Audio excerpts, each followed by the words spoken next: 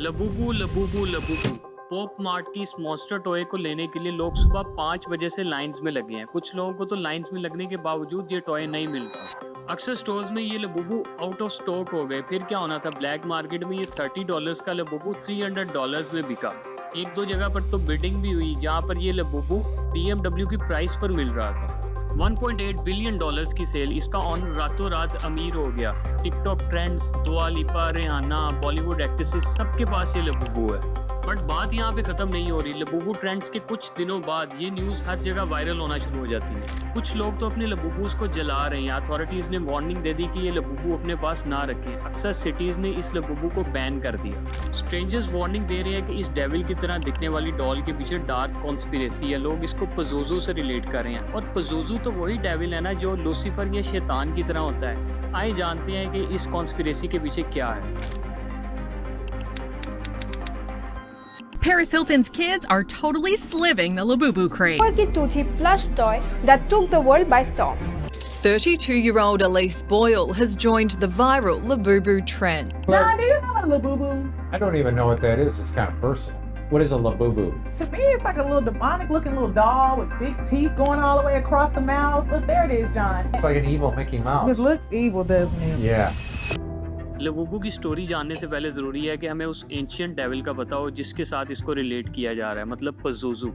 पजूजू Mesopotamia civilisation का एक devil था जिसकी लोग पूजा किया करते थे। मेसोपोटामिया आजकल का इराक है। इसमें तुर्की, सीरिया और ईरान का कुछ हिस्सा भी शामिल है। मिड 20th सेंचुरी में आर्कियोलॉजिस्ट ने पजूजू का ये असल स्टैचू खुदाई करके निकाला था। पजूजू एक पावरफुल डीमन था जिसे प्रिंस ऑफ डेविल्स भी कहते थे। इसका ओरिजिन हज़रत ईसा अलैहिस्सलाम के दौर से पहले का था। कहा जाता है कि पजूजू को गॉड ने फरिश्ता बनाया था, मगर बाद में इसने खुदा से बगावत कर ली और लूसीफर, जिसे हम शैतान कहते हैं, उसको इसके साथ जन्नत से निकाल दिया गया था। पजूजू का मकसद खुदा की पसंदीदा क्रिएशन को तंग और तबाह करना है, और वो पसंदीदा क्रिएशन हम इंसान हैं।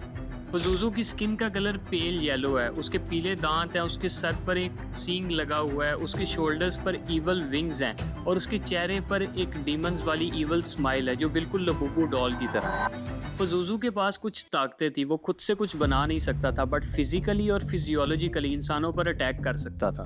वो किसी भी आवाज़ को मिमिक कर सकता है, चाहे किसी जानवर की आवाज़ हो या चाहे किसी इंसान की आवाज़ हो। उसे लैटिन, ग्रीक या अपने टाइम की सारी ज़ुबानें आती हैं, चाहे नई हो चाहे पुरानी।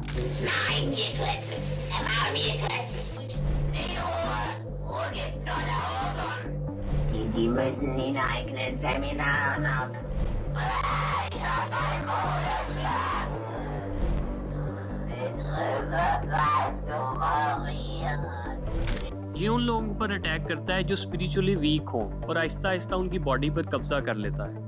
पुराने दौर के लोग इसकी पूजा किया करते थे। वो इससे डरते थे क्योंकि उनका मानना था कि ये साउथ वेस्ट और वेस्ट की हवाओं को कंट्रोल करता है। ये हवाएं बहुत ज़्यादा मैटर करती हैं, क्योंकि कहत हो, लोकस्ट अटैक हो या स्ट्रॉम्स हो, वो लोग समझते थे कि ये सारी की सारी आफतें पजूजू लाता है। 1973 द एक्सॉर्सिज्म में इस डेविल को दिखाया गया है कि किस तरह ये एक बच्ची को अपने काबू में कर लेता है। सिम्पसन्स की एक एपिसोड भी इस पजूजू पर बनाई गई है।